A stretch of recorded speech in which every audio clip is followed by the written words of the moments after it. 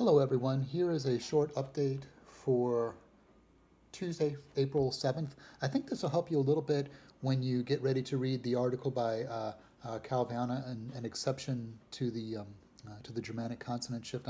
In German, it's called eine Ausnahme zur ersten Lautverschiebung. A couple of things I wanted to talk about today. I did read over your notes on or your comments on the discussion board, and it looked pretty good so far on historical linguistics. So I'll just mention a few things. Most of you have figured out historical linguistics is all about language change. And unlike with modern linguistics, if you're studying a contemporary language or dialect where you have native speakers, obviously with historical linguistics, you don't generally have that anymore because you're looking at stages of a language and using other sources of information like written texts or comparative evidence.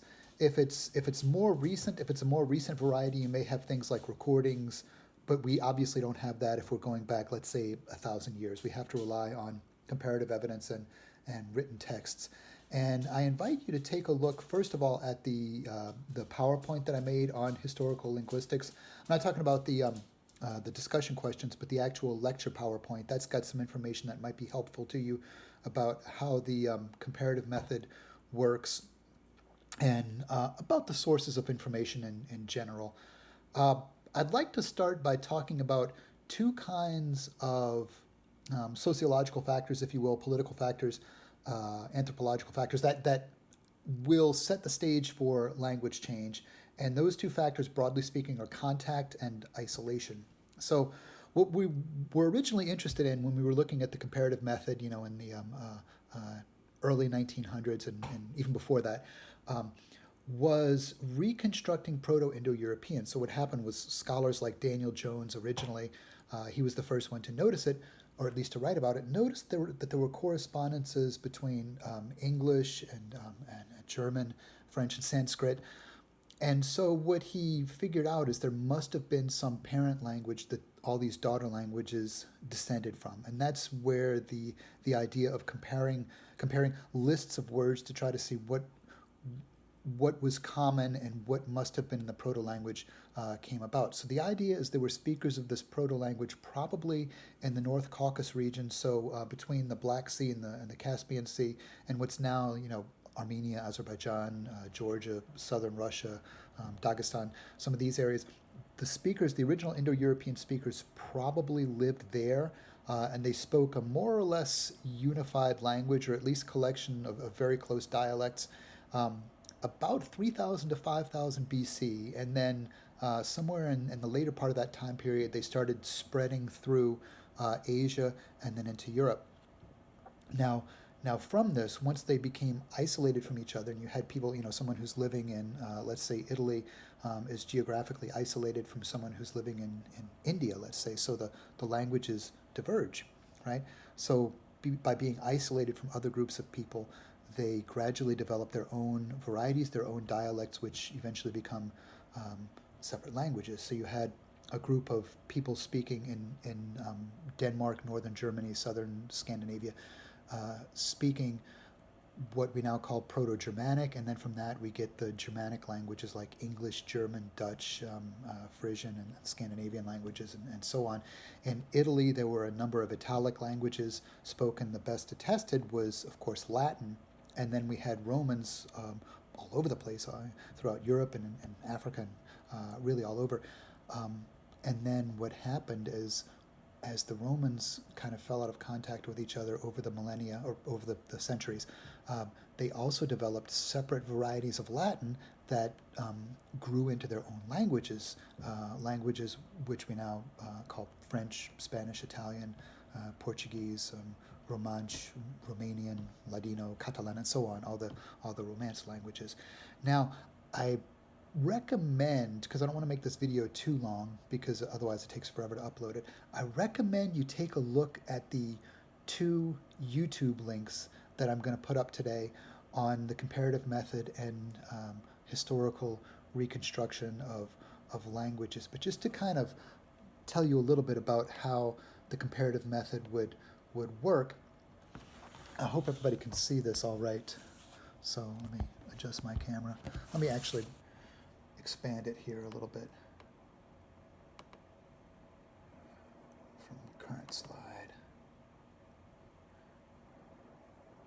Okay, it's taken a second here.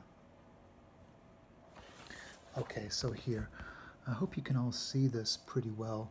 Um, so if we take a look at, for example, Greek, Latin, Gothic, and Sanskrit, over here we have Proto-Indo-European. So this is our best guess at the reconstruction because we don't actually have texts for Proto-Indo-European. 3000 to 5000 BC, nobody was writing anything down in the North Caucasus region. So what we do is we look at the daughter languages, and it's best to look at older daughter languages like Greek, Latin, for example, rather than modern, let's say modern French. It's best to look at Gothic because it's the oldest, well-attested Germanic language than to look at something like modern English. So this would be your representative from Germanic. This would be your representative of Italic. And Sanskrit, of course, is a very old language. It was the oldest Indo-European language that we knew about until the 1930s when we discovered Hittite, which actually has some texts that are even older than Sanskrit. But let's look at these, and we're going to follow something called the majority principle. The idea behind that is that if we have a set of phonemes that are common to a majority of languages, then that probably these phonemes probably were in the original form. The idea being that each language, each daughter language, had subsequent changes and may have changed or lost some of the phonemes. So we can look here. We've got Greek Feromai, Latin Fero, Gothic Beiran, and Sanskrit Barami, right? So we reconstruct the B, the initial voiced aspirate, an and an R. So we can see that all of them pretty much had an R. See, Pharaoh, Ma, Pharaoh, Beiran, right, Barami. Most of them had an Pharaoh, Ma, Pharaoh. Well, actually, not most of them. Half of them did. But we think that the we think it was an here. And this actually really is an pronunciation. It's Beiran. Then we've got Esti, Est, Ist. Asti, Sanskrit's the only one that's different. We reconstruct that as Esti. I should say a little something about this voiced initial aspirate here. Sanskrit is the only language that has that, so there's really some controversy as to whether that really was present in Indo-European or not, right? Because we might expect it in more of the daughter languages other than just Sanskrit. But nevertheless, that's how we reconstruct it. So what you do is you look for forms that are common in most of the languages. So you see here the word for seven. We've got epta, septem, sibun, sapta. You can see three of the forms have an S. So we're reconstructing an S over here for septa. You can see three of the forms have a front vowel, I, right? Only Sanskrit has a back vowel, so we reconstruct They all have a P, or, well, a B is like a P. Of course, it's also a labial, it's just voiced. So P, P, P, and then T, T, T. Again, Gothic is the only one that doesn't have the T, so we reconstruct this P, T here, sept. So we can go that far, and then most people go ahead and put the A on here because it's in Sanskrit and Greek, even though it's a different sound in Gothic and Latin. Those we think probably were later innovations. So anyway, that's a little bit about how the comparative method works. If you want to see another really good video, take a look at the one that I linked to today. I was going to go ahead and talk about Vanner's Law in this video, and I guess I will. It doesn't really, I guess it doesn't make a whole lot of sense to make a separate video for Vanner's Law. So let's look at Grimm's Law and Vanner's Law. Okay, so Grimm's Law, which is also called the first consonant shift or the Germanic consonant shift, because there were other later consonant shifts. There's one in High German that affects only the High German dialects of German. So it's called High German because it's spoken in the south, and in the south you have the Alps, right? You've got the Mittelgebirge in the middle of the country and then the Alps in the south. So it literally is high, right? It's a high elevation. That's where the term High German comes from, as opposed to Low German, which is spoken on a flat coastal plain of the Baltic and the North Sea. Anyway, but Grimm's Law is actually older than the High German consonant shift by about 500 or 600 years. So we think Grimm's Law was happening around the beginning of Common Era, so around the time of Jesus. And what we have is a change in the phonological system of Proto-Indo-European, and it's one of the phonological innovations that makes the Germanic family separate from the rest of Indo-European. So let's take a look here. We've got 5 stages, right? Let's see if we can see it all. In the first stage, you can see we have the Indo-European voiced aspirates b, d, g becoming spirantized, so we end up with fricatives. So I don't know if you can see this. This is v, the, r. This last one is like a voiced velar fricative, and the first one is a bilabial voiced fricative, okay? You can probably see this a little bit better on the actual PowerPoint if you download it from Georgia View.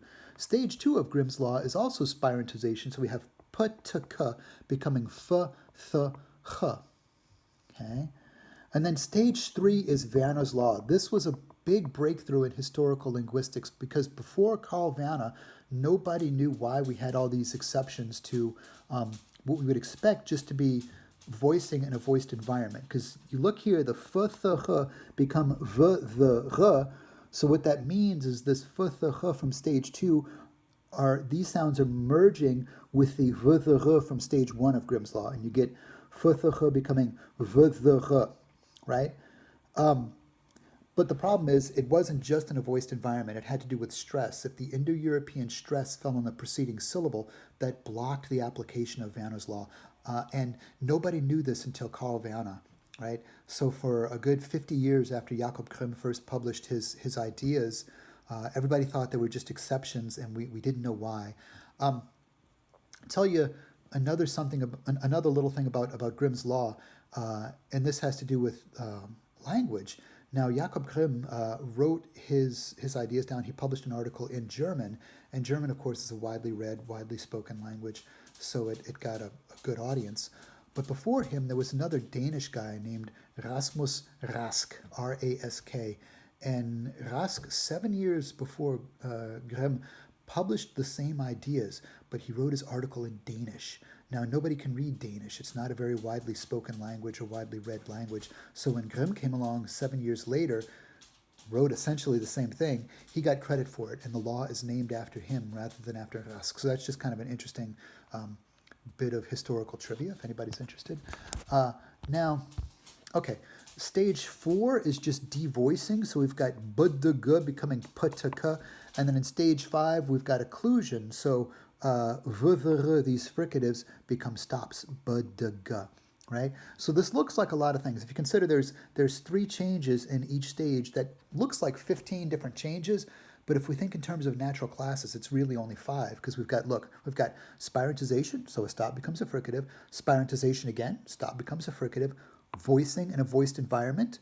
We just have to be aware of the Indo-European stress, right?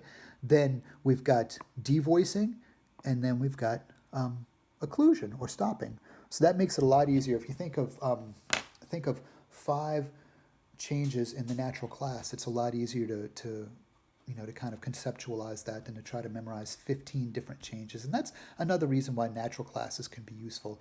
I remember years ago, I listened to an interview with a classical guitarist named Elliot Fisk, and he had just performed 2 fairly difficult pieces. One of them was one of Paganini's violin capricci, but he had arranged it for guitar and played it. So very technically difficult to play. And what he said is that he likes to kind of organize his music into small chunks. So if he thinks of having to play 80 notes, it's much easier to think of playing 20 groups of 4 notes rather than thinking, okay, I'm going to play 80 notes all at once, right? 20 doesn't sound so bad, and it's just 20 groups of 4. So sometimes that's a good way of organizing things. Well, similarly here, if you think of trying to memorize 15 changes, it might be easier to conceptualize 5 changes in natural classes, right? So when you start to see how these natural classes pattern together, that can kind of help us conceptualize what's going on a little bit better, I think.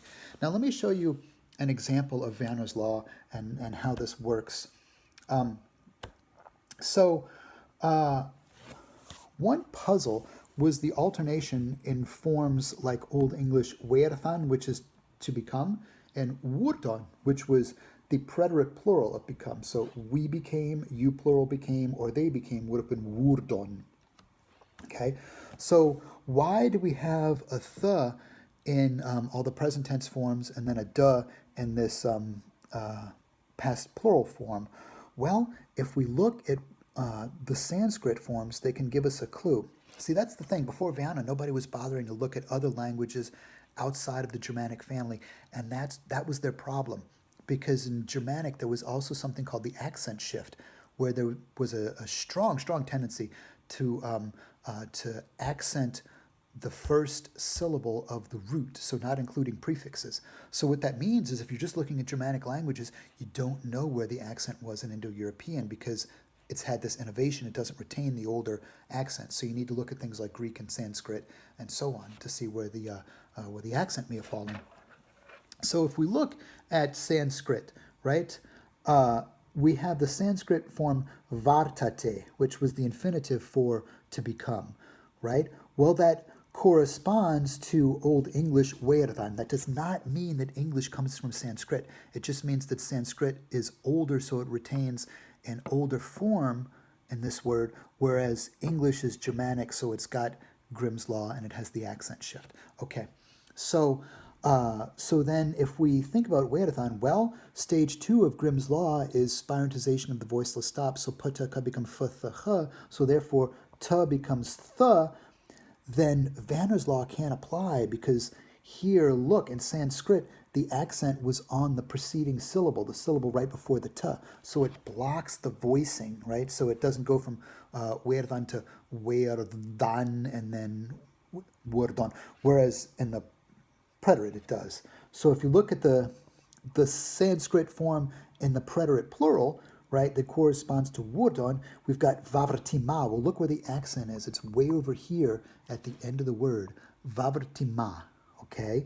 So what that tells us then is here, the ta can shift to th, right, by stage, that should say stage 2 of Grimm's Law, by stage 2, because that's where we've got the spirantization of the voiceless stops. So ta becomes a th, right, by Grimm's Law. Then Vanner's Law can apply because look, there's no accent right here before the t. It's way at the end of the word. So this th becomes a the. It can get the voicing. It's in a voiced environment and there's no accent on the preceding syllable, right? So we get the, and then by stage 5 of Grimm's Law, we get occlusion of the, so we get duh. So then it makes perfect sense. If you look at the comparative data from Sanskrit, you can see how where the accent fell on this the syllable before the ta, then after the application of stage 2 of Grimm's Law, then Vanna's Law could not apply because the accent before it blocked it. Whereas if the accent's somewhere else, like in the case of Vavratima, at the end of the word, then we can have a shift of ta to th, and then we can have the voicing of th to the, and then by stage 5 of Grimm's Law, the becomes a duh, and that's why we get an alternation like Vedhan, Vardon. Okay, so if we take it even further a little bit and we look at the principal parts in Old English and Sanskrit, we'll see a really nice correspondence where wherever the accent fell on the syllable preceding the ta, right, you did not get application of Vanna's Law, but wherever it didn't, you did. So in Old English, we have Vedhan, which was the infinitive form. Notice we've got a the because it's vartate, so it goes to th. If you don't get the voicing and then you don't get the duh, you don't get the occlusion. Okay. The next one, warth, which is the first and third person preterite form. So I became and he, she, or it became. Right there, we've got vavarta. Well, notice the is right before the ta in question. Right. So stage 2 of Grimm's Law could apply, but then Vanna's Law could not apply. So it stops here at the th. You don't get the voicing and then the occlusion to duh. Right. Now the next one, Vavratima, you saw that, so Vardon, right? Because t shifts to th, then th becomes voiced, and then the voiced the becomes a duh, right? And then finally, so that was the second person preterite and also the plural preterite. And then here we've got Vavrtana, again here the accent's at the very end, therefore t can go to can shift to th by stage 2 of Grimm's Law, then to the by Vanna's Law, and then to a duh by stage 5 of Grimm's Law. So we get wurden. So therefore you can see really nicely, it's really kind of an elegant correspondence. Wherever you have the accent before the t in Sanskrit, you end up with a th in Old English. And wherever the accent is somewhere else, then the t shifts to th, the shifts to the becomes a duh, and you get a duh in Old English. So that if you look at what was happening in Sanskrit, it kind of demonstrates really nicely why we've got the alternations in Old English that we do. So this was really a huge breakthrough in historical linguistics because before Vanna wrote his article, everybody thought, oh, it's just, it becomes a duh, and then there's some exceptions where it stops at the th, for example. Nobody had figured out what the problem was because they were looking at only Germanic languages, and you really need the comparative evidence from the non-Germanic languages so you can see where the accent fell in Indo-European, because that was the key. So that was Carl Vanna's huge breakthrough in historical linguistics. All right? And so to do that, you'll notice when you read his article, he had to go through and he looked at data from all these languages. So he had to study, Sanskrit and Greek and Latin and really all the older languages. So it was a lot of work, but Carl Vanna, as far as I know, he published 2 things in his life, right? So it's kind of a sad state of affairs that if Carl Vanna were going up for tenure, today, he may not get it because he just didn't publish enough stuff. He devoted his life to this one thing. He devoted a good bit of his career to it anyway, but it was super important, and he now has a law named after him.